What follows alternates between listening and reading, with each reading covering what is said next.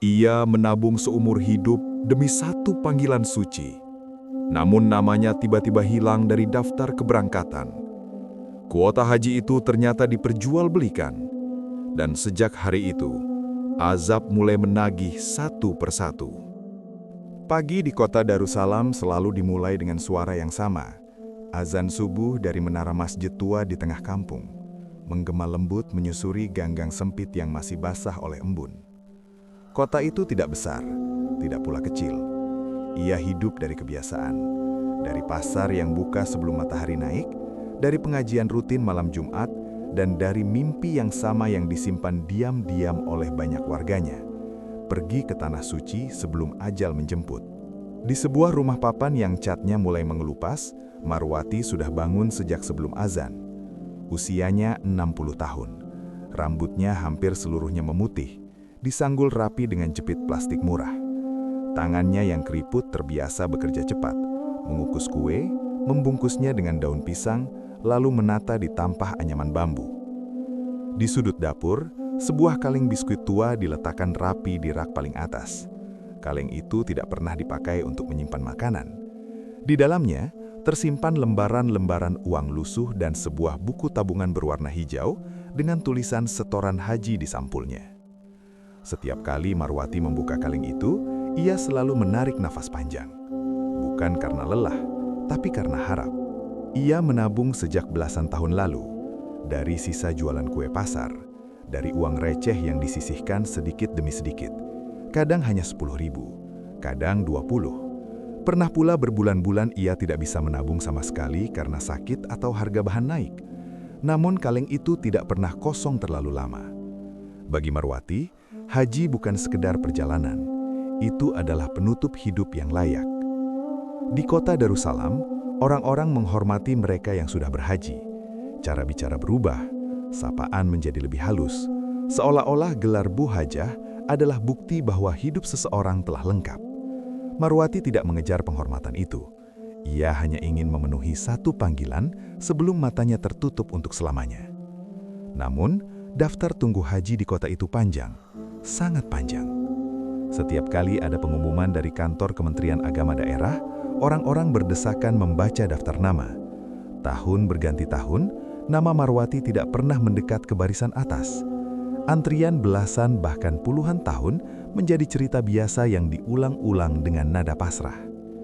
Yang penting, niatnya dulu, Bu, kata orang-orang. Marwati mengangguk setiap kali mendengar itu. Ia percaya, ia selalu percaya. Nama Haji Saiful Bahri mulai sering terdengar di kota Darussalam sekitar 5 tahun terakhir. Awalnya hanya disebut-sebut di pengajian. Lalu namanya terpampang di spanduk besar depan masjid. Ketua KBIH Amanah Ummah. Haji Saiful adalah tipe lelaki yang langsung membuat orang percaya. Janggutnya rapi, sorbannya selalu bersih. Cara bicaranya tenang, penuh istilah agama yang terdengar meyakinkan. Ia pandai menyelipkan ayat dan hadis di sela-sela percakapan, seolah-olah setiap kalimatnya lahir dari kitab suci. Ia sering mengatakan bahwa membantu orang berhaji adalah ibadah paling mulia. Zaman sekarang, katanya suatu sore di serambi masjid, banyak orang punya uang, tapi tidak punya niat. Banyak juga yang punya niat, tapi terhalang sistem. Kata sistem itu diucapkannya dengan nada prihatin, membuat banyak kepala mengangguk pelan. Marwati pertama kali melihatnya dari kejauhan. Ia duduk di barisan belakang pengajian ibu-ibu, memeluk tas kain berisi sisa kue yang belum terjual. Dari balik kerudung sederhana, matanya memperhatikan Haji Saiful yang dikelilingi orang-orang setelah ceramah selesai. Ia tidak ikut mendekat, ia hanya mendengar cerita. Tentang jamaah yang dibantu berangkat lebih cepat, tentang jalur khusus yang tidak semua orang tahu, tentang kuota yang bisa diusahakan asal sabar dan percaya. Cerita-cerita itu beredar seperti angin, tidak terlihat, tapi terasa. Anaknya Ridwan sering mengantar Marwati ke pasar dengan angkot yang ia kemudikan sendiri. Ridwan mendengar cerita yang sama, tapi perasaannya berbeda. Ia selalu mengerenyit setiap kali nama Haji Saiful disebut. "Bu, sekarang banyak penipuan, Bu. Jangan gampang percaya," katanya suatu malam sambil menambal sandal ibunya yang putus. Marwati hanya senyum kecil. "Kalau orang niatnya baik, Allah jaga," jawabnya pelan. Ridwan ingin membantah, Tapi kata-kata itu selalu membuatnya terdiam. Ia tidak ingin menjadi anak yang merusak harapan ibunya. Sementara itu, di rumah yang jauh lebih besar di sisi lain kota Darussalam, Haji Saiful duduk di ruang tamu berlantai keramik mengkilat. Di depannya beberapa berkas tersusun rapi. Di dinding, tergantung fotonya mengenakan pakaian ihram, tersenyum di depan Ka'bah. Foto itu sering ia pandangi, bukan dengan rasa syukur, melainkan dengan rasa bangga. Baginya, agama adalah jalan, dan jalan jika dipahami dengan benar, bisa menghasilkan banyak hal, termasuk uang dan pengaruh. Telepon genggamnya bergetar. Pesan masuk dari seseorang yang menanyakan jalur cepat. Saiful membaca sambil tersenyum tipis. Di luar, suara azan maghrib mulai terdengar. Ia berdiri, merapikan sorban, dan bersiap ke masjid. Di sana ia akan kembali menjadi penolong umat, sosok yang memberi harapan di tengah daftar tunggu yang panjang. Dan di rumah kecilnya, Marwati menutup kaleng biskuit tua itu dengan hati yang semakin penuh harap, tanpa tahu bahwa langkah pertamanya menuju Tanah Suci baru saja berbelok ke arah yang salah. Kabar tentang jalur cepat itu akhirnya sampai juga ke telinga Marwati, bukan dari pengajian besar atau spanduk masjid, melainkan dari obrolan kecil di teras rumah Bu Siti Aminah. Perempuan itu terkenal cerewet, tapi jarang bicara tanpa dasar. Setiap ucapannya selalu dibumbui pengalaman orang lain, lengkap dengan nama dan wajah. "Bumar, tahu nggak, tetangga saya di RT sebelah itu, yang jualan beras, sekarang udah di Mekah," kata Bu Siti sambil menuang teh manis. "Katanya dibantu Pak Haji Saipul, cepat sekali, nggak sampai 2 tahun. Tangan Marwati yang memegang cangkir sedikit bergetar. 2 tahun. Angka itu terdengar seperti mimpi di tengah daftar tunggu yang bisa mencapai 20 tahun. "Ah, masa sih?" tanyanya pelan, seolah takut harapan itu terdengar terlalu keras. Bu Siti mengangguk mantap. "Iya, jalur khusus Bu, katanya orang dalam. Tapi ya, nggak semua orang bisa." Kalimat terakhir itu justru menancap paling dalam. Tidak semua orang bisa. Marwati menunduk, menatap permukaan teh yang beriak kecil. Dalam benaknya, bertahun-tahun menabung dan doa-doa panjang terasa seperti syarat yang cukup untuk menjadi orang yang bisa. Beberapa hari kemudian, nama Haji Saipul kembali terdengar. Kali ini disebut langsung dari mimbar kecil masjid kampung. Seusai salat zuhur, ia berdiri di depan jamaah dengan senyum yang selalu sama, tenang, penuh keyakinan. "Bapak, Ibu," ucapnya lembut, "saya sering didatangi orang-orang yang sedih karena antrian haji terlalu panjang. Mereka takut tak sempat berangkat." Ia berhenti sejenak, membiarkan kalimat itu menggantung. Beberapa jamaah saling pandang, termasuk Marwati yang duduk di saf perempuan paling belakang. Sebagai sesama muslim, kita wajib saling membantu, selama jalurnya ada dan niatnya lurus. Kata jalur kembali disebut, bukan secara terang-terangan, tapi cukup jelas untuk dipahami. Selesai pengumuman, orang-orang mengerubunginya. Marwati awalnya ragu, berdiri beberapa langkah dari keramaian. Namun dorongan di dalam dadanya lebih kuat dari rasa takut. Ia melangkah pelan, menyelip di antara jamaah. Untuk pertama kalinya, ia berdiri tepat di depan Haji Saipul. Wajah lelaki itu tampak ramah dari dekat. Tatapannya tidak menghakimi, seolah sudah paham semua kegelisahan yang dibawa Marwati. "Ibu ingin haji?" tanyanya sederhana. Marwati mengangguk cepat, matanya mulai berkaca-kaca. "Sudah lama Pak Haji, niat saya sudah lama." Haji Saipul tersenyum kecil. "Allah melihat niat itu, Bu." Kalimat itu terdengar seperti pengakuan, seperti lampu hijau yang selama ini ditunggu. Pertemuan berikutnya berlangsung di kantor kecil KBIH Amanah Ummah. Ruangannya bersih, berpendingin udara, dengan poster-poster ibadah haji menempel rapi di dinding. Marwati duduk di kursi tamu, tangannya menggenggam tas kain yang berisi buku tabungan dan beberapa berkas fotokopi. Haji Saipul duduk di seberang meja, kali ini dengan nada suara yang lebih rendah, lebih personal. "Saya tidak janji pasti, Bu, tapi ada kuota khusus, biasanya untuk orang-orang yang dibantu." Ia tidak menyebut kata uang, tidak perlu. Marwati sudah paham maksudnya. "Berapa lama, Pak?" tanya Marwati dengan suara hampir berbisik. "Kalau Allah menghendaki, bisa 2-3 tahun." 2-3 tahun. Angka itu berputar-putar di kepala Marwati, menyingkirkan bayangan antrian panjang yang selama ini menghantuinya. "Tapi Ibu harus sabar, prosesnya tidak bisa diumbar, banyak yang iri." Marwati mengangguk, patuh. Rahasia terasa seperti harga yang wajar untuk sebuah kesempatan suci. Di luar ruangan, Fauzan anak Haji Saipul mengintip dari balik pintu kaca. Ia mengenal tatapan ayahnya, mengenal nada suara itu. Setiap kali nada itu muncul, selalu ada uang yang berpindah tangan. Dadanya terasa sesak, tapi ia kembali duduk di depan komputer, membuka file data jamaah. Ia memilih diam, seperti biasa. Malam itu Marwati pulang dengan langkah ringan. Di rumah, ia membuka kembali kaleng biskuit tua, menghitung uang dengan hati-hati. Setiap lembar terasa lebih berarti dari sebelumnya. Ridwan memperhatikan dari pintu kamar. Wajah ibunya terlihat lebih hidup, lebih bercahaya. "Bu, kenapa?" tanyanya curiga. Marwati menoleh, tersenyum. "Ibu ketemu orang baik hari ini." Ridwan tidak membalas senyum itu. Di dadanya, kegelisahan tumbuh, pelan tapi pasti. Sementara itu di rumah besarnya Haji Saiful menutup buku catatan dengan puas. Satu nama lagi masuk daftar, satu harapan lagi tergantung pada kata-katanya. Di langit kota Darussalam, malam turun perlahan. Dan di balik kesunyian itu, kepercayaan mulai berpindah tangan. Bersama janji, bersama uang, bersama dosa yang belum menampakkan wajahnya. Pagi itu, hujan turun tipis di kota Darussalam. Tidak deras, hanya cukup untuk membuat jalanan becek dan udara terasa lebih dingin dari biasanya. Marwati berjalan pelan menuju bank syariah di ujung jalan utama, memeluk tas kainnya erat-erat seakan membawa sesuatu yang sangat rapuh. Di dalam tas itu, seluruh hidupnya terlipat rapi. Buku tabungan haji yang warnanya mulai pudar, amplop coklat berisi uang tunai, dan secarik kertas kecil berisi catatan jumlah setoran yang ia hitung berulang kali semalaman. Setiap angka ditulis sambil berdoa, setiap penjumlahan diiringi istighfar. Di bangko tunggu bank, Marwati menunduk. Jari-jarinya bergerak pelan di atas tasbih kayu yang sudah mengkilap karena seling digenggam. Ia tidak gelisah, ia justru merasa mantap. Seperti seseorang yang akhirnya sampai di pintu yang selama ini hanya bisa ia bayangkan dari jauh.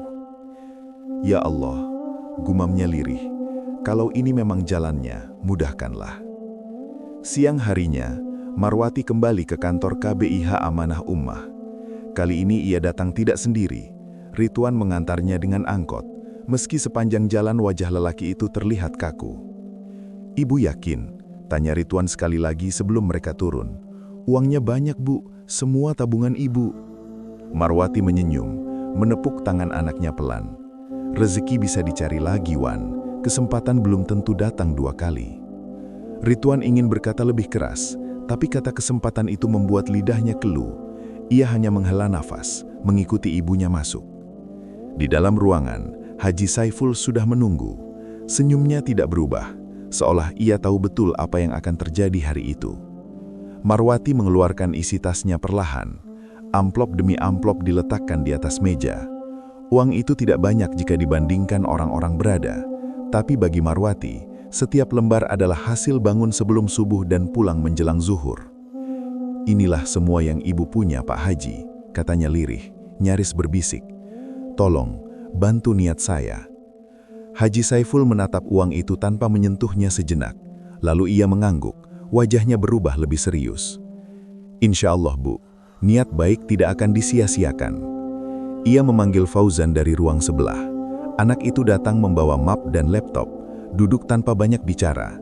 Tangannya bergerak cepat mencatat nama Marwati, nomor KTP, dan jumlah setoran. Ridwan memperhatikan setiap gerakan itu. Tidak ada kwitansi resmi seperti yang ia bayangkan. Tidak ada penjelasan tertulis tentang prosedur. Hanya kata-kata manis dan janji yang terdengar terlalu rapi. "Pak," Ridwan akhirnya bersuara, berusaha menahan emosi. "Ini resmi kan?" Haji Saiful menoleh perlahan, menatap Ridwan dengan senyum yang sulit ditebak. "Anak muda, ibadah itu soal kepercayaan. Kalau semua diukur dengan curiga, kapan hati bisa tenang?" Ridwan terdiam. Kata-kata itu terasa seperti teguran, membuatnya seolah menjadi pihak yang salah karena bertanya. Marwati menoleh pada anaknya, tatapannya penuh permohonan. Ridwan akhirnya mengangguk kecil, meski dadanya terasa semakin berat. Sore itu, Marwati pulang tanpa tas kainnya. Tangannya kosong, tapi wajahnya tampak lebih cerah dari sebelumnya. Di dalam hatinya, ia merasa telah menyerahkan segalanya kepada Allah melalui tangan seorang yang ia percaya. Di rumahnya, ia menyapu lantai sambil bersenandung pelan. Hujan sudah berhenti. Cahaya matahari sore masuk dari jendela, menyinari rak tempat kaleng biskuit tua itu biasa diletakkan. Rak itu kini kosong. Ridwan duduk di kursi kayu, menatap lantai. Ia merasa ada sesuatu yang terlepas dari rumah itu hari ini, sesuatu yang tidak bisa ditarik kembali. Malamnya, Ridwan keluar rumah, menemui Bu Siti Aminah. "Bu," katanya pelan, "orang-orang yang dibantu Pak Haji itu benar berangkat semua?" Bu Siti mengerenyit. "Setahu saya, ada yang berangkat, tapi ya, ada juga yang masih nunggu." Jawaban itu tidak menenangkan, justru sebaliknya. Di saat yang sama, di rumahnya, Haji Saiful menghitung uang setoran Marwati dengan hati-hati. Ia menuliskan angka di buku catatan khusus, lalu menyimpannya di laci yang selalu dikunci. Bagi Marwati, uang itu adalah doa yang dikumpulkan bertahun-tahun. Bagi Haji Saiful, itu hanyalah satu angka lagi dalam daftar. Dan bagi Ridwan, kecurigaan yang hari itu lahir, kelak akan menjadi luka yang terlalu dalam untuk disangkal. Ruang kerja KBIH Amanah Ummah selalu terasa lebih sunyi setelah maghrib. Lampu neon menyala putih pucat, memantul di meja-meja kosong dan lemari arsip yang tersusun rapi. Di sudut ruangan, hanya satu komputer yang masih hidup. Layarnya memancarkan cahaya kebiruan ke wajah Fauzan yang duduk terpaku di depannya. Tangannya menggantung di atas keyboard. Nama Marwati sudah tertulis jelas di layar. Data pribadi lengkap, nomor KTP, tahun lahir. Kolom status keberangkatan masih kosong, menunggu satu klik kecil yang bisa mengubah segalanya.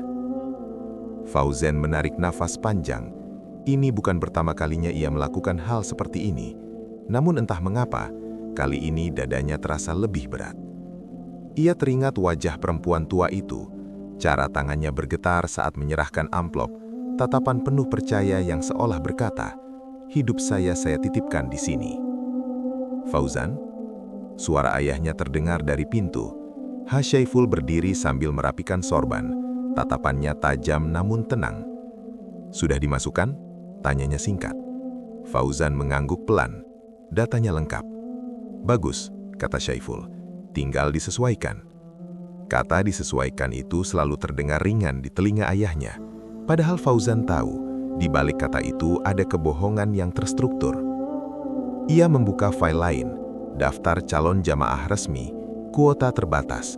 Beberapa nama dicoret secara digital, dipindahkan ke baris bawah dengan alasan teknis, usia belum memenuhi prioritas, berkas belum lengkap, atau jadwal ulang.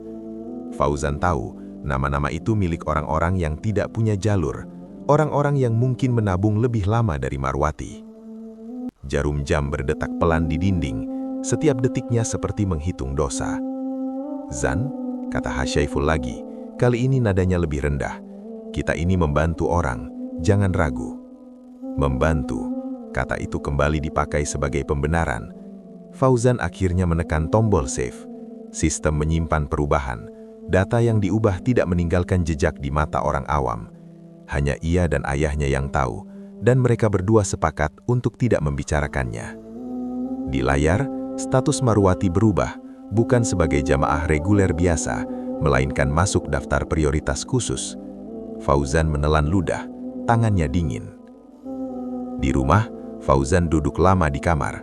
Istrinya mengetuk pintu, membawa segelas teh hangat. "Kamu lembur lagi?" tanyanya. Fauzan mengangguk. Ia tidak menceritakan apapun. Bagaimana ia bisa? Setiap kata akan membuka pintu rasa bersalah yang selama ini ia tekan rapat-rapat. Malam itu, ia terbangun dari tidur dengan nafas tersengal-sengal. Mimpi buruk kembali datang. Layar komputer yang penuh nama, satu persatu berubah merah, lalu menghilang. Di antara nama-nama itu, wajah-wajah muncul, menatapnya tanpa suara. Ia duduk, memegangi kepala. "Ini cuma kerja," bisiknya pada diri sendiri. "Aku cuma ikut sistem." Namun kata-kata itu tidak lagi terasa meyakinkan. Keesokan harinya, Ridwan datang ke kantor KBIH, bukan untuk ribut, melainkan untuk memastikan. Ia melihat Fauzan di balik meja, sibuk mengetik. "Mas," sapa Ridwan sopan, "saya mau tanya soal data ibu saya." Fauzan menoleh. Sekilas rasa panik melintas di matanya, tapi cepat ia tutupi dengan wajah datar. "Sudah masuk, Pak. Tinggal nunggu proses." Ridwan mengangguk, tapi matanya menangkap sesuatu, keraguan yang disembunyikan. Ia pergi dengan perasaan tidak tenang. Sementara itu, Hasyaiful menerima tamu lain di ruang depan. Senyumnya kembali mengembang, suaranya kembali lembut, seolah tidak ada satu baris data pun yang diubah secara paksa. Di masjid, Ustaz Hanif menyampaikan khutbah tentang amanah, tentang orang-orang yang bermain dengan hak sesama. Fauzan mendengarnya dari kejauhan, lewat pengeras suara yang masuk samar ke ruang kerjanya. Kata-kata itu menusuk lebih dalam dari yang ia duga. Untuk pertama kalinya, Fauzan bertanya dalam hati, jika ini semua terbongkar, aku berdiri di pihak siapa? Dan sejak hari itu, setiap kali ia membuka komputer, ia tahu, data mungkin bisa diubah, tapi hati tidak semudah itu dibungkamkan. Lapangan serbaguna di pinggir kota Darussalam pagi itu dipenuhi orang. Busana putih mendominasi, kain ihram yang belum benar-benar digunakan, kerudung putih yang disetrika rapi, dan wajah-wajah penuh harap yang datang dari berbagai sudut kota. Spanduk besar terbentang di depan lapangan, Manasik Haji KBIH Amanah Ummah. Marwati berdiri di antara puluhan calon jamaah lainnya. Tangannya menggenggam tas kecil berisi botol minum dan buku catatan. Di dadanya, rasa gugup bercampur bahagia. Untuk pertama kalinya, mimpinya terasa nyata, bukan lagi sekadar doa yang dipanjatkan di sepertiga malam. Di barisan depan, Haji Saiful berdiri tegap, mikrofon di tangannya, senyum di wajahnya. Ia tampak seperti pemimpin yang tahu betul kemana ia akan membawa orang-orang ini. "Bapak Ibu," katanya lantang, "hari ini kita belajar bukan hanya gerakan, tapi niat." Kalimat itu disambut anggukan serempak. Beberapa orang menitikkan air mata. Bagi mereka, berada di lapangan itu saja sudah terasa seperti selangkah lebih dekat ke tanah suci. Marwati ikut mengangkat tangan saat doa dibacakan. Bibirnya bergetar, air mata mengalir tanpa ia sadari. Di sekelilingnya, wajah-wajah lain menunjukkan emosi yang sama, harapan yang akhirnya menemukan wadah. Manasik itu berlangsung rapi. Ada pembagian kelompok, simulasi tawaf, sa'i, dan lempar jumrah menggunakan replika sederhana. Semua terlihat profesional, semua terasa meyakinkan. Fauzan bergerak dari satu kelompok ke kelompok lain, mencatat kehadiran. Setiap nama yang dipanggil dan menjawab hadir menambah beban di pundaknya. Ia melihat daftar itu, daftar orang-orang yang percaya sepenuhnya pada sistem yang ayahnya bangun. Beberapa wajah ia kenali, pedagang kecil, pensiunan, buruh harian, orang-orang yang menabung dengan cara yang sama seperti Marwati. "Mas, nanti berangkatnya bareng ya?" tanya seorang bapak tua padanya dengan senyum lebar. Fauzan mengangguk, meski hatinya tercekat. Ia tidak berani berkata lebih. Di pinggir lapangan, Bu Siti Aminah berdiri sambil mengibasi wajahnya dengan brosur manasik. Matanya berbinar. "Tuh kan Bu Mar, kalau bukan jalur resmi, mana mungkin manasiknya sebesar ini?" Marwati mengangguk cepat. Keraguan yang sempat singgah di hatinya perlahan menguap. Semua terlihat terlalu nyata untuk diragukan. Bahkan Ridwan, yang berdiri agak jauh sambil mengawasi, mulai kehilangan kata-kata. Ia melihat ibunya tersenyum, senyum yang jarang ia lihat sejak ayahnya meninggal dulu. "Mungkin aku yang terlalu curiga," gumamnya dalam hati. Haji Saiful menutup acara dengan doa panjang, suaranya bergetar, penuh emosi yang tampak tulus. "Ya Allah, Engkau saksikan niat kami, jika ada kekurangan, ampuni kami." Kata-kata itu membuat banyak orang semakin yakin, tidak ada yang mencurigai bahwa di balik acara yang tertib dan khidmat itu, ada kebohongan yang disusun rapi. Sore hari, foto-foto manasik beredar di grup WhatsApp, senyum jamaah, pose bersama Haji Saiful, caption penuh syukur. Kepercayaan publik melonjak, nama KBIH Amanah Ummah semakin harum.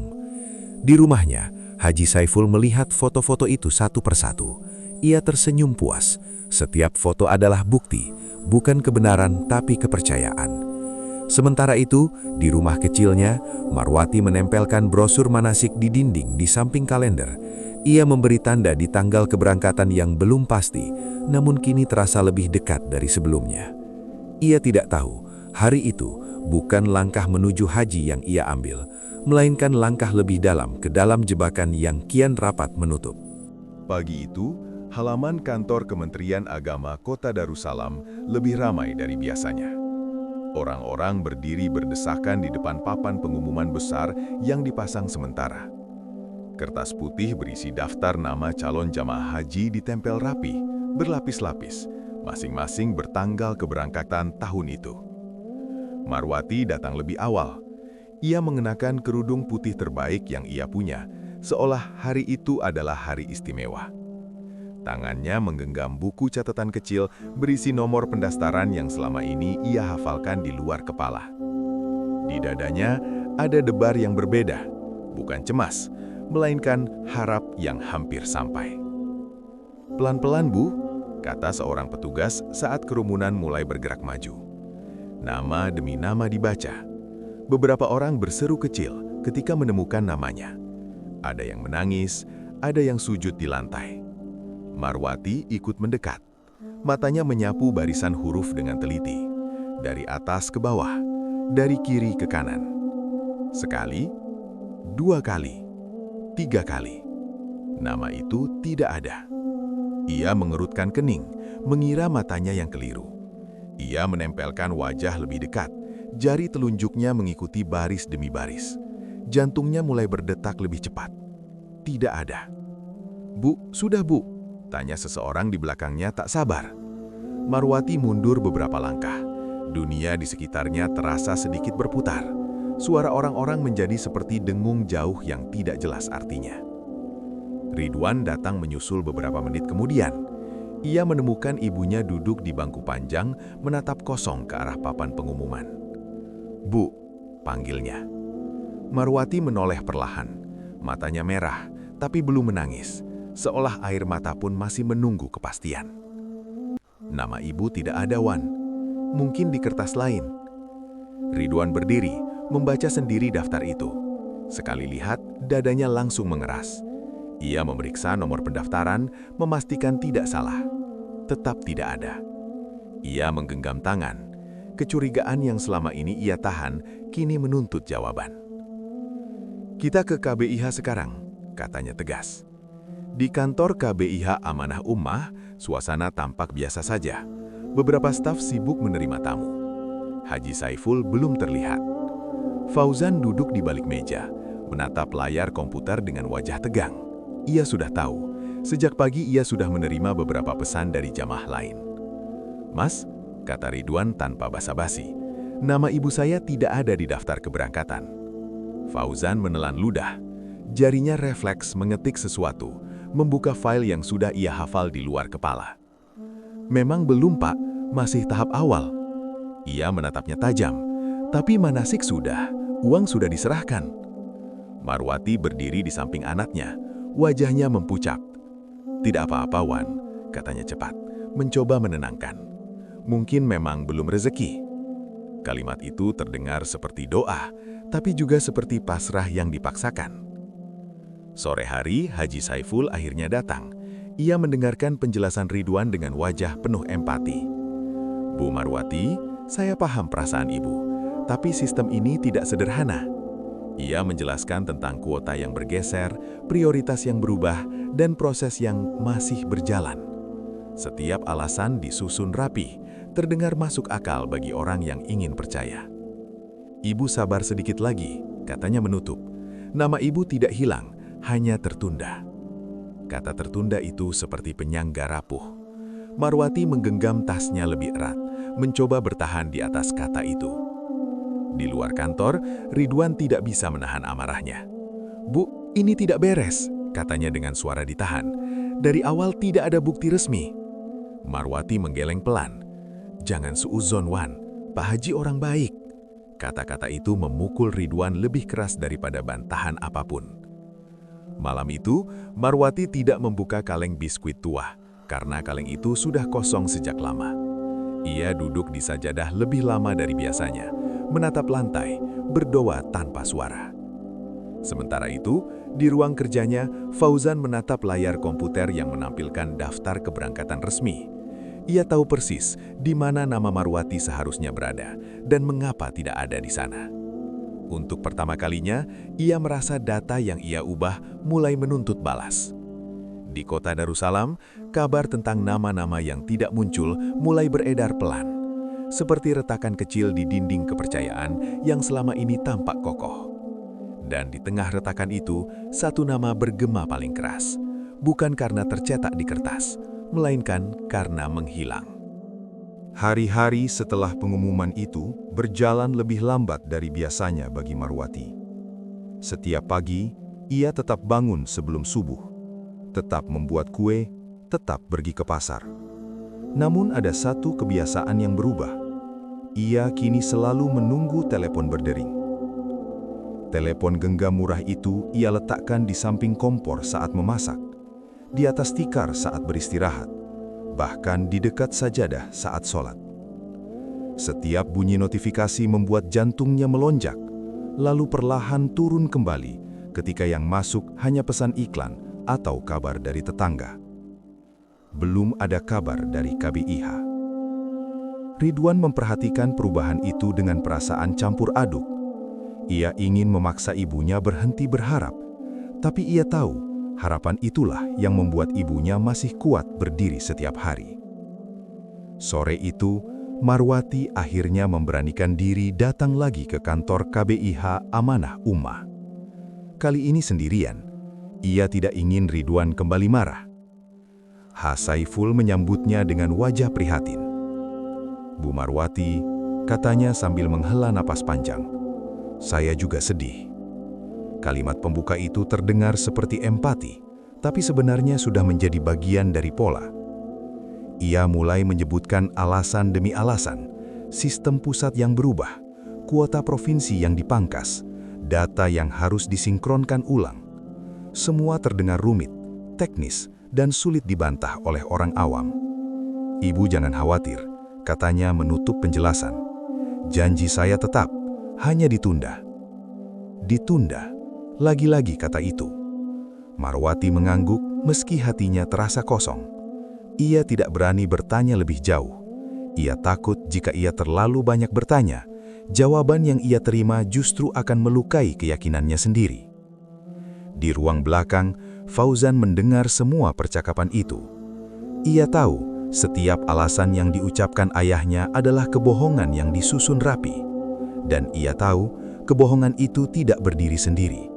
Ia berdiri di atas kebohongan sebelumnya. Malamnya, Fauzan memeriksa ulang data. Ia menambahkan catatan kecil di samping nama Marwati. Reschedule. Kata itu terlihat sederhana, tapi artinya menunda nasib seseorang tanpa batas waktu yang jelas. Ia menutup laptop dengan tangan gemetar. Di kampung, Bu Siti Aminah mulai mendengar cerita-cerita lain. Ada jamaah yang juga belum berangkat, ada yang dijanjikan tahun depan, ada yang disuruh sabar tanpa kepastian. "Awalnya saya pikir cuma Bumar saja," katanya pada Ridwan suatu malam. "Ternyata banyak." Ridwan mengepalkan tangan. "Berarti ini pola, Bu." Kata pola itu mengendap di kepalanya. Ia mulai mencatat nama-nama, tanggal, dan janji yang pernah diucapkan. Ia belum tahu untuk apa, tapi instingnya berkata semua ini akan dibutuhkan. Saiful semakin sibuk. Ia menerima lebih banyak jamaah baru, mengulang janji yang sama dengan variasi kata yang berbeda. Setiap orang mendapat versi penundaan yang disesuaikan dengan karakter mereka. Pada Rukmiati, istrinya, ia berkata bahwa semua masih terkendali. "Sedikit ribut itu biasa," katanya sambil menghitung uang. "Yang penting mereka masih percaya." Rukmiati mengangguk. Selama aliran uang tidak berhenti, ia tidak ingin tahu lebih jauh. Marwati mulai sering terbangun di malam hari. Ia tidak lagi menangis, tapi ada rasa sesak yang sulit dijelaskan. Dalam doanya, ia tidak lagi meminta cepat berangkat. Ia hanya meminta ketenangan. "Kalau ini ujian, kuatkan saya." Namun di luar doanya, janji-janji terus ditunda. Alasan-alasan terus ditambah. Kebohongan yang awalnya tipis kini berlapis-lapis, saling menopang agar tidak runtuh. Dan setiap lapisan yang ditambahkan membawa mereka semua, korban dan pelaku, selangkah lebih dekat ke titik di mana kebenaran tidak bisa lagi disembunyikan. Awalnya hanya bisik-bisik, cerita yang beredar pelan dari mulut ke mulut, disampaikan dengan suara diturunkan dan kalimat setengah jadi. Tidak ada yang berani menyebut nama terang-terangan. Di kota Darussalam, menuduh tokoh agama tanpa bukti sama saja dengan mengundang masalah. Namun jumlah bisik-bisik itu semakin banyak. Di warung kopi dekat pasar, beberapa lelaki duduk berkelompok. Gelas-gelas kopi hitam mengepul di atas meja kayu. Saudara ipar saya juga belum berangkat, kata seorang di antaranya. Katanya ditunda. Yang di RT saya malah 2 orang, sahut yang lain. Padahal uang sudah lunas. Kalimat uang sudah lunas menjadi pengikat cerita-cerita itu. Setiap kisah berbeda, tapi ujungnya sama, janji yang tak kunjung ditepati. Marwati mulai menyadari ia tidak sendirian. Suatu sore, seorang perempuan paruh baya mengetuk pintu rumahnya. Wajahnya lelah, matanya sembab. "Ibu Marwati ya?" tanyanya ragu. "Saya dengar ibu juga ikut KBIH Amanah Ummah." Marwati mengangguk. Mereka duduk di ruang tamu sempit itu, saling bertukar cerita. Tahun pendaftaran, jumlah setoran, janji keberangkatan. Semuanya terasa terlalu mirip untuk disebut kebetulan. Perempuan itu menunduk, suaranya pecah. "Saya jual sawah kecil satu-satunya, Bu." Kalimat itu membuat dada Marwati sesak. Ia tidak tahu harus berkata apa. Ia hanya memegang tangan perempuan itu, mencoba menyalurkan kekuatan yang ia sendiri mulai kehabisan. Malam itu, satu persatu korban mulai saling menemukan. Grup WhatsApp kecil terbentuk. Awalnya hanya untuk bertanya kabar, lalu berubah menjadi tempat berbagi kekecewaan. Ridwan ikut masuk ke dalam grup itu. Diam-diam, ia membaca setiap pesan dengan rahang mengeras. Tekanan sosial mulai terasa. Di masjid, bisik-bisik terdengar lebih jelas. Beberapa jamaah mulai memandang Haji Syaiful dengan tatapan berbeda, bukan lagi penuh hormat, tapi penuh tanya. Namun, Haji Syaiful tidak tinggal diam. Ia segera bergerak. Dalam sebuah pertemuan khusus, ia mengumpulkan para jamaah yang mulai gelisah. Suaranya tetap tenang, gesturnya tetap meyakinkan. "Ini ujian kesabaran," katanya. "Orang-orang yang tidak paham akan mudah menuduh." Ia bahkan menyebutkan pahala bersabar dan dosa berprasangka buruk. Banyak yang kembali mengangguk, terdiam oleh rasa takut dianggap kurang iman. Marwati duduk di antara mereka, mendengarkan. Kata-kata itu seperti 2 mata pisau, menenangkan sekaligus membungkam. Di rumah, Rukmiati mulai resah. Tetangga-tetangganya tidak lagi seramah dulu. Undangan arisan mulai jarang datang. "Mas, ini mulai ribut. Jangan sampai nama kita jelek." Haji Syaiful tersenyum tipis. "Tenang, selama belum ada yang berani bicara terang-terangan, kita aman." Namun Fauzan tahu, ketenangan itu palsu. Setiap hari ada pesan baru, pertanyaan baru, tekanan yang semakin berat.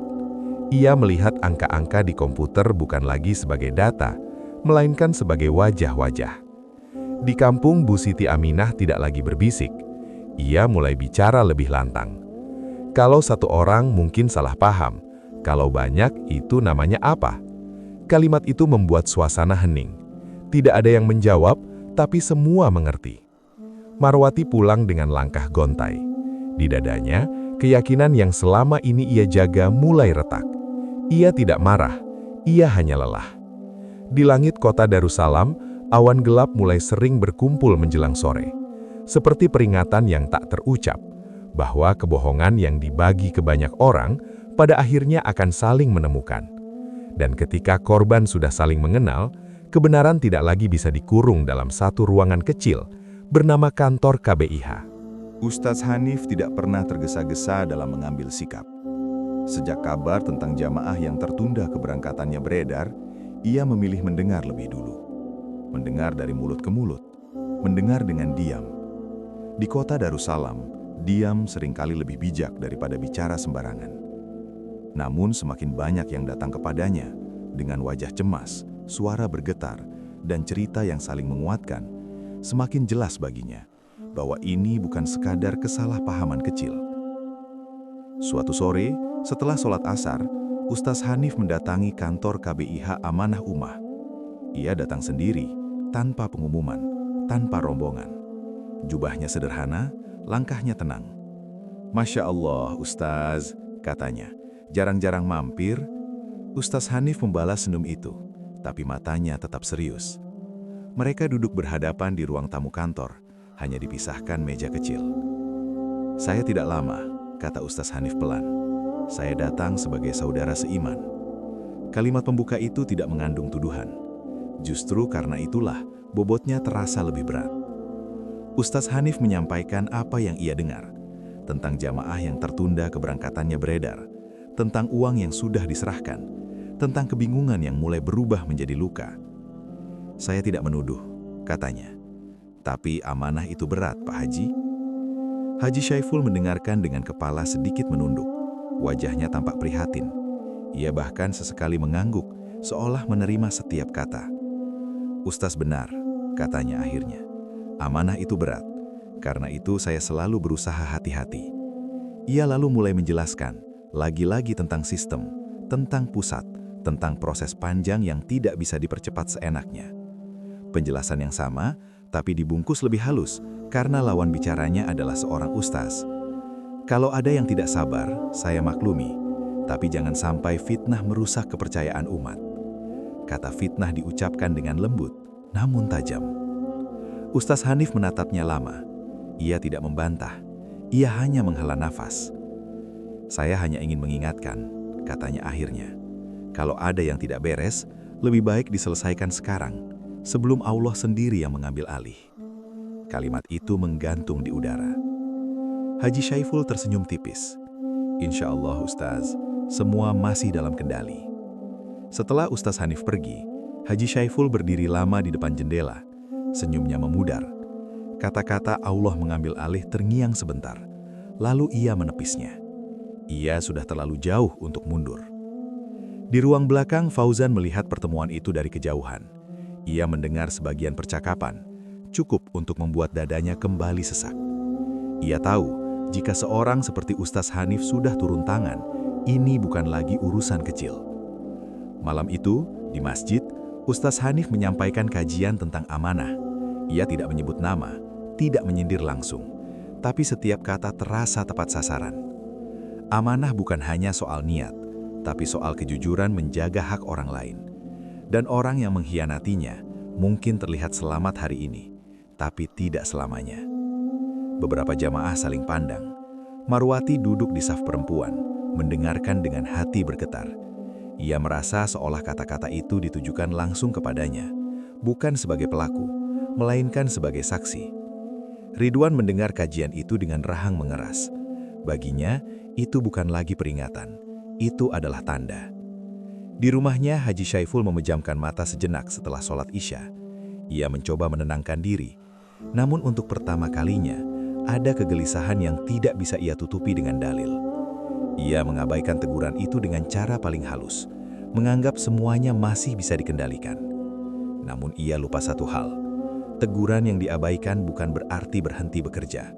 Ia hanya menunggu waktunya untuk berubah menjadi hukuman. Retakan itu tidak datang sekaligus. Ia muncul perlahan, nyaris tak terlihat, seperti rambut halus di permukaan kaca. Namun sekali terlihat, mustahil diabaikan. Di rumah besar Haji Syaiful, suasana mulai berubah. Tamu-tamu tidak lagi seramai dulu. Telepon yang biasanya berdering membawa kabar setoran baru, kini lebih sering berbunyi karena pertanyaan dan keluhan. Rukmiati mulai menghitung ulang uang belanja. Untuk pertama kalinya sejak lama, ia merasa perlu bertanya. "Mas," katanya suatu pagi sambil membuka lemari-lemari, "uang simpanan kita kemana? Kok rasanya cepat habis?" Haji Syaiful mengangkat wajah dari koran. "Tenang saja, ini hanya fase." Kata fase itu terdengar mirip dengan tertunda. Jawaban yang menunda kecemasan tanpa menyelesaikan apapun. Padahal kenyataannya, aliran uang mulai seret. Beberapa setoran baru tertahan karena kabar miring, sementara uang lama sudah terlanjur dipakai untuk menutup lubang di sana-sini, biaya operasional, utang pribadi, dan gaya hidup yang selama ini ia jaga. Masalah tidak berhenti di situ. Fauzan mulai sering mengeluh sakit kepala. Matanya memerah karena kurang tidur. Dokter mengatakan tekanan darahnya naik, dipicu stres. "Kamu harus istirahat," kata istrinya cemas. Fauzan hanya mengangguk. Bagaimana ia bisa istirahat jika setiap kali memejamkan mata, wajah-wajah para jamaah muncul bergantian? Di kantor, ia melakukan kesalahan kecil, salah input data, salah kirim pesan. Kesalahan yang dulu tidak pernah terjadi. Haji Saiful mulai menegurnya dengan nada tinggi. "Kamu ini kenapa akhir-akhir ini?" bentaknya suatu siang. Fauzan menunduk. Ia tidak menjawab, tidak berani. Rukmiyati sendiri mulai sering merasa sesak nafas. Awalnya ia mengira hanya kelelahan, namun suatu malam ia terbangun dengan dada nyeri dan keringat dingin. Mereka harus membawanya ke rumah sakit. Di ruang IGD yang dingin, Haji Saiful duduk dengan wajah pucat. Bau antiseptik menusuk hidungnya. Untuk pertama kalinya, ia merasa kehilangan kendali. Dokter mengatakan Rukmiyati perlu perawatan lanjutan, biaya yang tidak sedikit. Haji Saiful menatap layar ponsel, membuka catatan keuangan. Angka-angka yang dulu terasa aman, kini tampak menipis. Ia menutup mata sejenak. "Ini hanya ujian," bisiknya pada diri sendiri. "Bukan apa-apa." Di luar, kabar tentang sakitnya Rukmiyati cepat menyebar. Beberapa tetangga datang menjenguk, tapi tatapan mereka berbeda, lebih banyak tanya daripada simpati. "Kasian ya, banyak pikiran mungkin." Kalimat itu terdengar biasa, tapi di telinga Haji Saiful terasa seperti tuduhan. Malam-malam di rumah itu kini penuh dengan keheningan. Tidak ada lagi tawa ringan, tidak ada lagi perbincangan tentang rencana ke depan. Yang ada hanya kecemasan yang saling dipendam. Haji Saiful duduk sendirian di ruang tamu, menatap foto dirinya di depan Ka'bah. Untuk pertama kalinya, foto itu tidak memberinya rasa bangga. Justru ada rasa asing, seolah ia sedang menatap seseorang yang ia kenal, tapi tidak lagi ia pahami. Retakan itu semakin jelas, di keuangan, di kesehatan, di rumah tangga. Dan seperti kaca yang sudah retak, hanya soal waktu sebelum semuanya pecah dengan suara yang tidak bisa lagi disembunyikan. Runtuhnya usaha H. Saiful tidak terjadi dalam satu malam. Ia jatuh seperti bangunan tua yang rapuh. Pelan, berderak, lalu ambruk tanpa bisa ditahan. Pagi itu, papan nama KBIH Amanah Ummah masih tergantung di depan kantor. Namun pintunya jarang dibuka. Telepon yang dulu nyaris tak pernah berhenti berdering, kini lebih sering sunyi. Jika berbunyi pun, isinya bukan pendaftaran baru, melainkan tuntutan lama. Beberapa jamaah mulai datang berkelompok, tidak lagi sendiri-sendiri, tidak lagi dengan suara ditahan. "Kami mau kepastian, uang kami bagaimana?" Suara-suara itu terdengar sampai ke dalam ruangan. Fauzan duduk di depan komputer dengan wajah pucat, tangannya gemetar setiap kali mengetik. Sistem yang dulu terasa bisa dikendalikan, kini seperti jaring kusut yang menjerat lehernya sendiri. H. Saiful keluar menemui mereka, mencoba mempertahankan wibawa. "Tenang," katanya lantang, "semua ada proses." Namun kata-kata itu tidak lagi ampuh. Orang-orang mulai berani membantah, mulai berani mengangkat suara. Kepercayaan yang dulu ia kumpulkan dengan susah payah, runtuh hanya dalam hitungan minggu. Sore harinya, pintu kantor ditutup lebih cepat. Tidak ada lagi senyum ramah, hanya nafas berat dan tatapan lelah. Di rumah, musibah lain datang tanpa aba-aba. Fauzan jatuh sakit. Awalnya hanya demam ringan, namun malam itu suhu tubuhnya melonjak tinggi. Ia menggigil hebat, berkeringat dingin, mengigau, menyebut nama-nama yang membuat ibunya menangis. "Bu Marwati, jangan, bukan salah saya." Rukmiyati memeluk anaknya dengan panik. Mereka membawanya ke rumah sakit, kembali ke lorong yang kini terasa terlalu akrab. Dokter memeriksa dengan cepat, tes dilakukan, obat diberikan, namun demam itu tidak turun dengan wajar. "Kami belum menemukan penyebab pastinya," kata dokter dengan wajah serius. "Bukan infeksi biasa." Kata "belum" itu terdengar seperti vonis sementara yang menakutkan. Malam itu, H. Saiful duduk di kursi ruang tunggu rumah sakit. Lampu putih menyilaukan, suara langkah perawat dan roda ranjang bersahut-sahutan.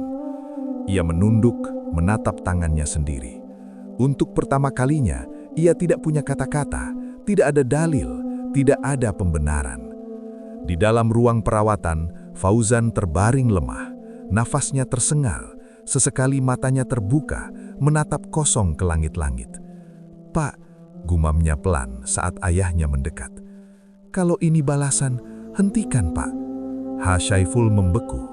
Kata balasan itu menghantamnya lebih keras dari teriakan para jamaah di kantor. "Jangan bicara begitu," meski suaranya sendiri bergetar. "Ini hanya sakit biasa." Namun di dalam hatinya, retakan yang selama ini ia abaikan mulai berubah menjadi jurang. Keesokan harinya, kabar penutupan sementara KBIH Amanah Ummah menyebar. Media lokal mulai menanyakan, aparat mulai melirik. Ustazah Hanif mendengar kabar itu dengan wajah muram, bukan puas. "Ini baru awal," gumamnya pelan. Di rumah kecilnya, Marwati mendengar kabar Fauzan sakit dari Bu Siti Aminah. Ia terdiam lama. Tidak ada rasa puas, tidak ada dendam. Ia hanya mengangkat tangan, berdoa lirih. "Ya Allah, aku titipkan semuanya padamu." Malam kembali turun di kota Darussalam. Di satu sisi kota, sebuah usaha yang dibangun di atas kebohongan mulai ambruk. Di sisi lain, seorang anak terbaring di antara hidup dan sakit yang tak jelas sebabnya. Azab itu belum memekik, belum menghancurkan segalanya, namun ia sudah hadir, pelan, pasti, dan tidak bisa lagi diabaikan. Pagi di kota Darussalam tidak lagi terasa biasa. Udara seperti lebih berat. Langkah orang-orang lebih cepat, dan percakapan terdengar terpotong-potong. Di warung kopi, di teras masjid, di halte angkot, satu topik yang sama bergulir tanpa bisa ditahan. Kasus KBIH Amanah Ummah. Awalnya hanya berita kecil di media lokal daring. Judulnya netral, nyaris hati-hati. Sejumlah calon jamaah haji mengaku dirugikan. Namun di bawahnya, nama Haji Saiful Bahri tertulis jelas. Untuk pertama kalinya, nama itu muncul bukan sebagai penolong umat, melainkan sebagai pihak yang dipertanyakan. Ridwan membaca berita itu di dalam ponselnya sambil duduk di dalam angkot. Tangannya bergetar, bukan karena takut, melainkan karena campuran lega dan marah yang sulit dijelaskan. Catatan-catatan yang selama ini ia simpan, nama, tanggal, janji, akhirnya menemukan pintu keluar. "Bu," katanya saat sampai rumah, "ini sudah masuk berita." Marwati menerima ponsel itu dengan tangan gemetar. Ia membaca perlahan, mengeja setiap kalimat. Dadanya sesak. Bukan karena namanya disebut, namanya bahkan tidak tercantum, melainkan karena kenyataan yang selama ini ia hindari, kini berdiri telanjang di hadapannya. Ia menutup mata sejenak. Tidak ada kata akhirnya di hatinya. Yang ada hanya rasa lelah yang panjang. Di kantor polisi, beberapa korban mulai berani melapor. Mereka datang berkelompok, saling menguatkan. Bu Siti Aminah ada di antara mereka. Suaranya lantang, matanya tegas. "Kalau kita diam, yang lain akan terus jadi korban," katanya. Fauzan mendengar kabar itu dari rumah sakit. Ia duduk di kursi roda, tubuhnya masih lemah. Ketika seorang perawat menyalakan televisi di ruang tunggu, wajah ayahnya muncul di layar. Foto lama dengan sorban putih kini diberi judul besar. Diduga penyalahgunaan kuota haji.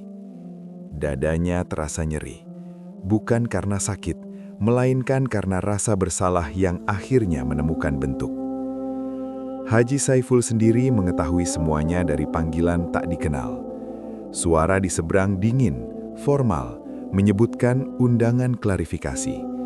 Untuk pertama kalinya, ia tidak menjawab dengan dalil. Ia hanya mengangguk pelan, meski lawan bicaranya tidak bisa melihat. Di luar rumahnya, wartawan mulai berdiri. Kamera diarahkan ke pagar. Tetangga-tetangga mengintip dari balik tirai. Beberapa wajah yang dulu tersenyum kini menghindar. Rukmiati menutup pintu rapat-rapat. Tangannya gemetar. "Mas, ini semua benar kan?" tanyanya, lirih, untuk pertama kalinya tanpa menyalahkan orang lain. Haji Saiful tidak langsung menjawab.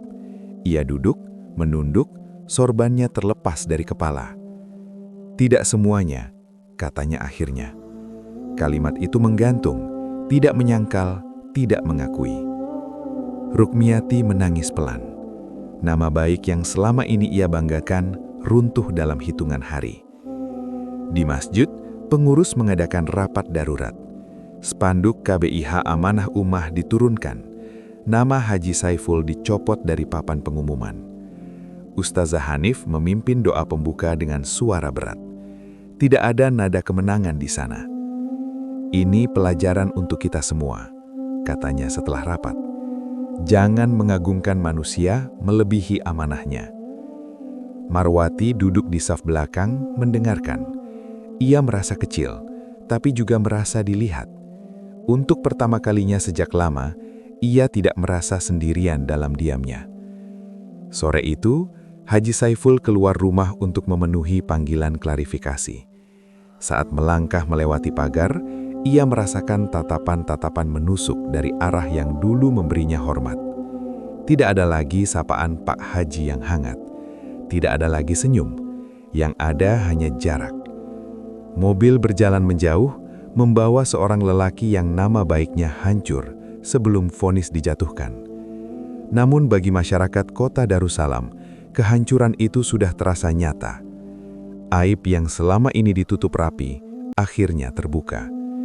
Dan ketika kebenaran mulai bernafas di ruang publik, tidak ada lagi tempat bersembunyi, bahkan di balik sorban dan ayat. Kehilangan itu datang bukan dengan teriakan, melainkan dengan sunyi yang mematikan. Di ruang perawatan rumah sakit, mesin monitor berdetak pelan. Garis-garis di layar bergerak naik turun, seolah menahan sesuatu yang tak ingin dilepaskan. Bau obat dan desinfektan bercampur dengan doa-doa yang terucap lirih. Fauzan terbaring lemah. Tubuhnya semakin kurus. Matanya cekung, tapi sorotnya jernih. Terlalu jernih untuk seseorang yang tahu waktunya tidak panjang. Haji Saiful duduk di samping ranjang, menggenggam tangan anaknya. Untuk pertama kalinya sejak semua ini bermula, ia tidak berbicara, tidak memberi nasihat, tidak mencari alasan. "Pak," suara Fauzan hampir tak terdengar. Haji Saiful mendekat, menahan nafas. "Kalau nanti aku nggak ada..." Fauzan berhenti, menarik nafas dengan susah payah. "Bapak harus berani jujur, jangan ada orang lain yang disakiti." Kalimat itu menusuk lebih dalam daripada tuduhan siapapun. "Jangan bicara begitu," kata Haji Saiful, tapi suaranya patah. "Kamu pasti sembuh." Fauzan senyum tipis, senyum yang lebih mirip pamit. Malam itu hujan turun tanpa henti di kota Darussalam. Lampu rumah sakit menyala redup, memantul di lantai basah. Rukmiati duduk di sudut ruangan, memegang tasbih. Air matanya tak lagi bisa ditahan. Jarum jam bergerak pelan. Lalu sebuah bunyi panjang terdengar dari monitor. Dokter masuk tergesa. Perawat mengikuti. Tirai ditutup. Beberapa menit yang terasa seperti seumur hidup berlalu dalam keheningan yang kejam. Ketika tirai dibuka kembali, tidak ada lagi yang perlu dijelaskan. Fauzan telah pergi. Haji Saiful berdiri kaku di samping ranjang. Tangannya masih menggenggam tangan anaknya yang kini dingin. Dunia terasa berhenti, lalu runtuh bersamaan. Ia tidak berteriak, tidak menangis keras. Air mata hanya jatuh satu persatu, membasahi punggung tangan Fauzan. "Inna lillahi," gumamnya, nyaris tak bersuara.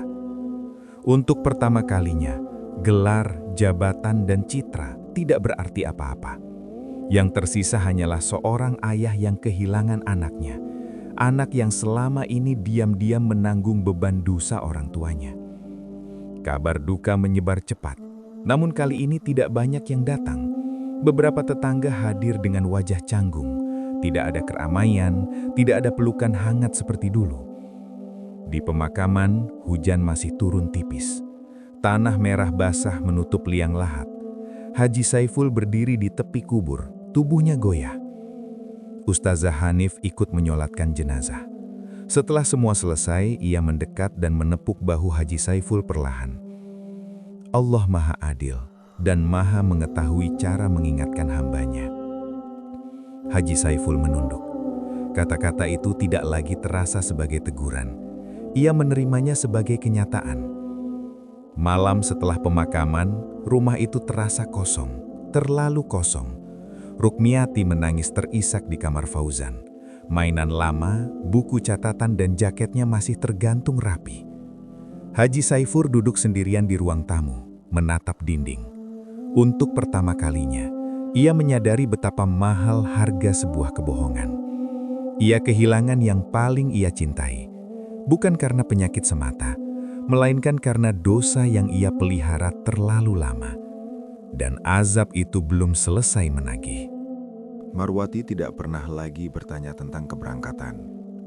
Sejak namanya hilang dari daftar, sejak janji-janji itu runtuh satu persatu, ia memilih diam. Bukan karena pasrah tanpa luka, melainkan karena lelah berharap pada manusia. Setiap subuh, ia tetap bangun lebih awal, wudunya lebih lama, doanya lebih pelan. Di sudut kamarnya, koper kecil berwarna coklat masih tersimpan rapi, berisi kain ihram yang belum pernah ia pakai. Ridwan sering memerhatikan ibunya dari ambang pintu. "Ibu capek?" tanyanya suatu pagi. Marwati tersenyum tipis. "Capek itu biasa, Wan. Yang penting hati jangan ikut capek berharap sama Allah." Namun tubuhnya mulai melemah. Batuknya tak kunjung sembuh. Nafasnya pendek. Tetangga menyarankan ke dokter, tapi Marwati selalu menunda. "Nanti saja," katanya, "masih kuat." Suatu malam, hujan turun pelan di kota Darussalam. Marwati terbangun dengan dada terasa berat. Nafasnya tersenggal. Ridwan panik, memapah ibunya ke kursi. "Ibu, sabar Bu, kita ke rumah sakit." Marwati menggeleng lemah. Tangannya menggenggam pergelangan Ridwan, erat untuk ukuran tubuhnya yang rentah. "Dengar Ibu," katanya terputus-putus.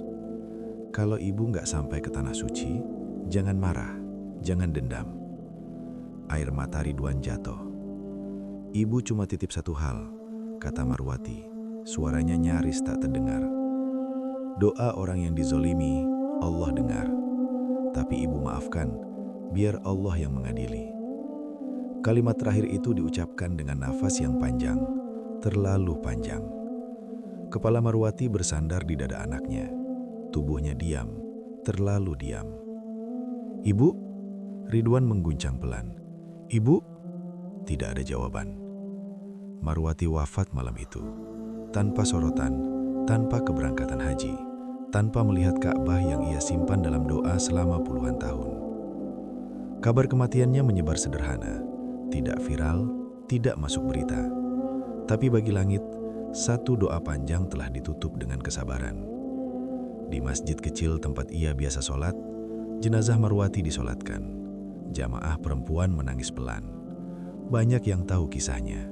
Banyak yang tahu ia dizolimi, tapi tidak pernah mengutuk. Ridwan berdiri kaku di samping keranda. Tangannya mengepal, dadanya terasa kosong sekaligus penuh. Di tempat lain, Haji Saiful duduk sendiri di rumahnya yang sunyi. Berita wafatnya Marwati sampai kepadanya lewat pesan singkat dari seseorang. Ia membaca nama itu berulang kali. Marwati, perempuan tua yang pernah ia yakinkan dengan senyum dan janji. Perempuan yang uangnya ia terima dengan doa. Perempuan yang tidak pernah berteriak, tidak pernah menuntut, tidak pernah memaki. Kini telah tiada. Dadanya terasa sesak, lebih sesak dari hari Fauzan dimakamkan. Ia menunduk, kedua tangannya menutup wajah. "Ya Allah," suaranya pecah. "Aku sudah keterlaluan." Namun penyesalan selalu datang terlambat. Doa Marwati mungkin tidak diucapkan dengan amarah, tapi justru karena itulah ia berat. Doa orang terzolimi tidak butuh teriakan. Ia hanya butuh kejujuran langit. Dan malam itu, kota Darussalam terasa lebih sunyi. seolah satu jiwa yang sabar telah pergi, meninggalkan keadilan untuk turun dengan caranya sendiri. Tidak ada lagi yang tersisa untuk ditunggu. Pagi itu, kota Darussalam diselimuti kabut tipis. Haji Saiful duduk sendirian di ruang tamu rumahnya yang kini terasa asing. Dindingnya masih sama, perabotnya masih lengkap, namun semuanya kehilangan makna. Rumah itu seperti cangkang kosong, berdiri, tapi tidak lagi hidup. Di atas meja tergeletak selembar surat panggilan terakhir dari pihak berwenang. Kata penetapan tertulis tegas. Tidak ada lagi klarifikasi, tidak ada lagi ruang berkelit. Ia membaca surat itu berulang kali, lalu melipatnya perlahan. Tangannya menggemetar. Di sudut ruangan, koper Haji Fauzan masih tersimpan. Koper yang dulu ia siapkan dengan bangga, berharap kelak anaknya akan menyusul jejaknya ke Tanah Suci. Kini, koper itu hanya menjadi saksi bisu dari niat yang tercemar. Haji Saiful bangkit, berjalan tertatih menuju kamar. Di lemari, ia menemukan kain ihramnya sendiri, putih, bersih, tak pernah berubah. Ia mengelus kain itu lama. Kuota terakhir, gumamnya lirih. Ia teringat semua wajah yang pernah datang kepadanya dengan harap. Marwati, Bu Siti Aminah, jamaah-jamaah lain yang uangnya ia terima dengan salam dan doa. Ia mengingat bagaimana ia menyebut jalannya sebagai ikhtiar, padahal itu hanyalah pembenaran. Menjelang siang, Haji Saiful keluar rumah. Tidak ada wartawan, tidak ada kerumunan. Dunia seolah sudah selesai menghakiminya. Ia berjalan menuju masjid kecil di ujung gang. Masjid yang dulu jarang ia datangi karena merasa cukup dengan citra dan jabatan. Di dalam masjid yang sepi, ia berdiri menghadap kiblat. Tangannya terangkat, tapi suaranya tak kunjung keluar. Untuk pertama kalinya, ia tidak tahu bagaimana cara berbicara pada Tuhan. Air mata jatuh tanpa suara. "Ya Allah," akhirnya ia berbisik. "Kalau masih ada jalan menebus, ambil saja semuanya, jangan orang lain." Doa itu terlambat, namun langit tetap mencatatnya. Sore harinya, hujan turun deras, jalanan licin. Dalam perjalanan menuju kantor penegak hukum, mobil yang ditumpanginya melaju pelan. Di persimpangan yang sepi, sebuah truk besar muncul dari arah berlawanan. Semuanya terjadi terlalu cepat. Suara benturan memecah udara, kaca pecah, logam beradu, dunia berputar, lalu gelap. Kabar kecelakaan itu menyebar menjelang maghrib. Haji Saiful meninggal di tempat. Tidak ada prosesi besar, tidak ada gelar kehormatan, tidak ada pembelaan. Namanya tercatat dalam berkas kasus yang belum sempat ditutup, seorang tersangka yang tidak pernah sampai ke ruang sidang. Di pemakaman, hujan kembali turun. Liang lahat ditutup cepat. Beberapa orang hadir, berdiri berjauhan. Tidak ada yang berani berkata banyak. Ustaz Hanif ikut mengantar. Wajahnya tenang namun berat. "Azab tidak selalu datang dengan api," katanya pelan kepada Ridwan yang berdiri di kejauhan. "Kadang ia datang sebagai penutup hidup yang tak sempat diperbaiki." Ridwan mengangguk. Di tangannya ia menggenggam tasbih milik ibunya. Malam itu, kota Darussalam kembali sunyi. Kuota haji tetap terbatas, daftar tunggu tetap panjang, sistem tetap berjalan. Namun satu pelajaran tertinggal, mengendap di ingatan banyak orang. Bahwa ibadah suci tidak bisa dibeli dengan kebohongan. Bahwa doa orang terzalimi tidak pernah hilang. Dan bahwa kuota terakhir yang diperebutkan manusia bukanlah kursi di pesawat menuju Tanah Suci, melainkan kesempatan untuk bertaubat yang seringkali datang sekali dan pergi tanpa menunggu siap atau tidak. Tidak semua azab datang dengan api dari langit. Sebagian datang pelan, mengambil satu persatu yang paling kita cintai.